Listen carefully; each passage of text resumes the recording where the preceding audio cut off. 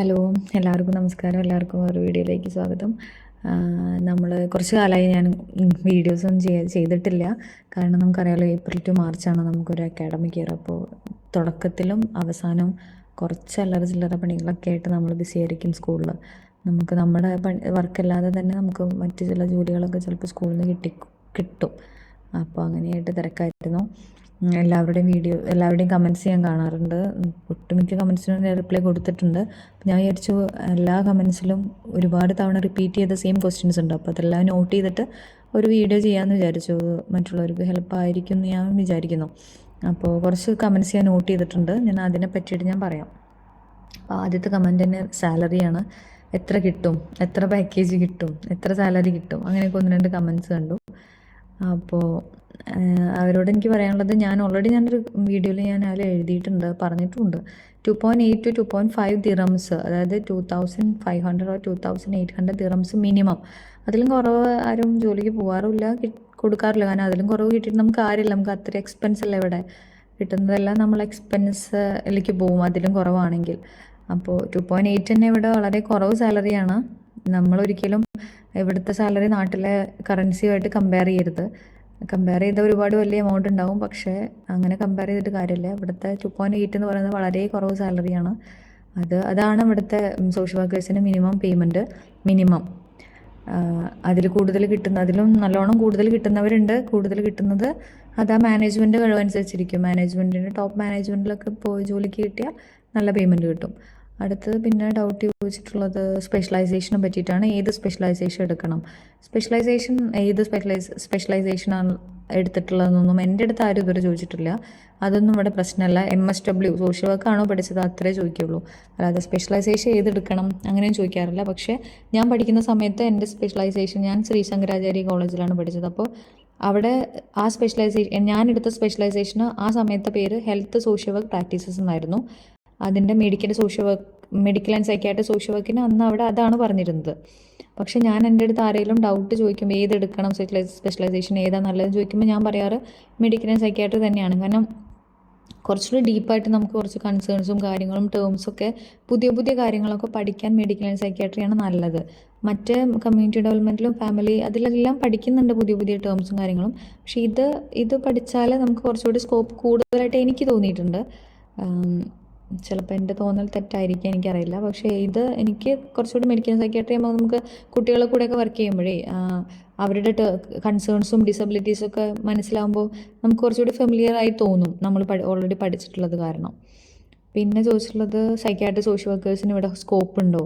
Psychiatric social workers അല്ല, medical and psychiatry social work കഴിഞ്ഞാൽ clinical, നമ്മുടെ നാട്ടിലെ ഹോസ്പിറ്റലിൽ എക്സ്പീരിയൻസ് ഉണ്ടെങ്കിൽ ഇവിടെ വന്ന് ഹോസ്പിറ്റൽ ഫീൽഡ് നോക്കാം ക്ലിനിക്കൽ സോഷ്യൽ വർക്കറായിട്ട്. അല്ലാതെ സൈക്യാട്രിക് സോഷ്യൽ വർക്കറായിട്ട് കിട്ടുമെന്ന് ചോദിച്ചാൽ ഇവിടെ കൂടുതലും ഞാൻ ഒരു വീഡിയോയിൽ പറഞ്ഞിട്ടുണ്ട് തോന്നുന്നു, എനിക്ക് ഓർമ്മയില്ല. കുറച്ച് നമുക്ക് ഇങ്ങനത്തെ എന്തെങ്കിലും ഹെൽത്ത് നമ്മുടെ മാനസികമായിട്ട് എന്തെങ്കിലും പ്രശ്നങ്ങൾ നമുക്ക് വരികയാണെങ്കിൽ ഒരിക്കലും ഒരു മലയാളി ഇവിടെ ഒരു ആവറേജ് സാലറിക്ക് വർക്ക് ചെയ്യുന്ന ഒരു മലയാളി ഇവിടെ അതിന് ട്രീറ്റ്മെൻറ്റ് എടുക്കുമെന്ന് എനിക്ക് തോന്നുന്നില്ല. ഹെൽപ്പ് അന്വേഷിക്കുന്നത് എനിക്ക് തോന്നുന്നില്ല. കാരണം അത്ര എക്സ്പെൻസീവായ കാരണം നാട്ടിൽ പോയിട്ട് തന്നെ അവർ ചികിത്സിക്കുള്ളൂ. അത് കാരണം തന്നെ ഇവിടെ കൂടുതലും സൈക്യാട്രി ഫീൽഡ് ഡിപ്പെൻഡ് ചെയ്യുന്നത് ഇവിടുത്തെ ഇമറാത്തികളായിരിക്കും. അപ്പോൾ നമുക്ക് അവിടെ അറബി അറിയണം. അറബി അറിയാത്തത് കാരണം തന്നെ നമുക്ക് സൈക്യാട്രി സോഷ്യൽ വർക്കറായിട്ട് ജോലി കിട്ടുക എന്നുള്ളത് കുറച്ച് ബുദ്ധിമുട്ടുള്ള കാര്യമാണ്. പക്ഷേ ക്ലിനിക്കൽ സോഷ്യൽ വർക്കേഴ്സായിട്ട് വർക്ക് ചെയ്യുന്ന ഒരുപാട് പേരുണ്ട്. ക്ലിനിക്കൽ സോഷ്യൽ വർക്ക് കേട്ടോ, അതിൻ്റെ പോസ്റ്റ് സൈക്യാട്രി സോഷ്യൽ വർക്കർ അല്ല, ക്ലിനിക്കൽ സോഷ്യൽ വർക്കേഴ്സായിട്ട് വർക്ക് ചെയ്യുന്നവരുണ്ട്. അപ്പോൾ നാട്ടിൽ സോഷ്യൽ വർക്കർ ഹോസ്പിറ്റൽ ഫീൽഡിൽ എക്സ്പീരിയൻസ് ഉണ്ടെങ്കിൽ ഇവിടെ വന്ന് ഹോസ്പിറ്റലിൽ നിന്ന് ട്രൈ ചെയ്യാം.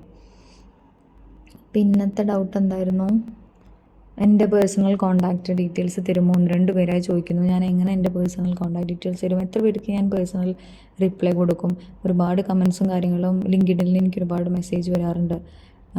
അപ്പോൾ ഞാൻ അതിൽ പറയുന്നത് എന്താ വെച്ചാൽ, അതിൽ ഞാൻ ഒരുപാട് പേർക്ക് റിപ്ലൈ ഇങ്ങനെ പേഴ്സണൽ മെസ്സേജ് കൊടുത്ത് മടുത്തിട്ടാണ് ഞാൻ ഇങ്ങനെ ഒരു ഇതിൽ വീഡിയോ ചെയ്യാമെന്ന് വിചാരിച്ചത്. അങ്ങനെ ഇപ്പോൾ ഞാൻ ആരെങ്കിലും ഡൗട്ടൊക്കെ ചോദിക്കുമ്പോൾ ഞാൻ ലിങ്ക്ഡിനിൽ അവർക്ക് എന്തെങ്കിലും ഒരു വീഡിയോയുടെ ലിങ്ക് അയച്ചു കൊടുക്കും, ഇതിലുള്ള വീഡിയോസിൻ്റെ. അപ്പോൾ അവർ കുറച്ചുകൂടി കാര്യങ്ങൾ ക്ലാരിഫൈ ചെയ്യാമല്ലോ. ഇപ്പോൾ എല്ലാവർക്കും തന്നെ പേഴ്സണൽ മെസ്സേജ് ഞാൻ എങ്ങനെ റിപ്ലൈ കൊടുക്കും, അത് ബുദ്ധിമുട്ടല്ലേ. പിന്നത്തെ ഡൗട്ട് എന്തായിരുന്നു, പിന്നെ ചോദിച്ച please can you consider me, can you consider me, അങ്ങനെ 1-2 പേരുടെ മെസ്സേജ് ഞാൻ കണ്ടു. ഞാൻ എങ്ങനെ ഒരാളെ ഞാൻ കൺസിഡർ ചെയ്യും, ഒരു സോഷ്യൽ വർക്കറിനെ? എൻ്റെ സ്കൂളിൽ എനിക്ക് കൺസിഡർ ചെയ്യാൻ പറ്റില്ല. കാരണം നമ്മുടെ സ്കൂൾ ചെറുതാണ്, നമ്മുടെ സ്കൂൾ സ്ട്രെങ്ത് കുറവാണ്. അപ്പോൾ അവിടെ ഒരു സോഷ്യൽ വർക്കറേ ഉള്ളത് ഞാനാണ്. ഞാൻ ഇറങ്ങിയാലല്ലേ അവിടെ ഇനി വേറൊരു വാക്കൻസി വരുള്ളൂ.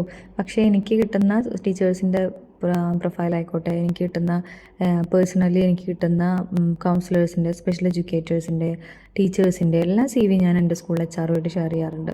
പക്ഷേ സോഷ്യൽ വർക്കർ CV എനിക്ക് HR ഷെയർ ചെയ്യാൻ പറ്റില്ല. ഞാൻ എങ്ങനെ ഷെയർ ചെയ്യും? അവരെൻ്റെ അടുത്ത് ചോദിക്കില്ലേ, താൻ ഇവിടെ ഉള്ളപ്പോൾ താൻ വേറെ ആളെ റെക്കമെൻഡ് ചെയ്യാണോ എന്ന്? ഞാൻ ഇറങ്ങുമ്പോൾ എനിക്ക് വേറെ ആളെ റെക്കമെൻഡ് ചെയ്യാം.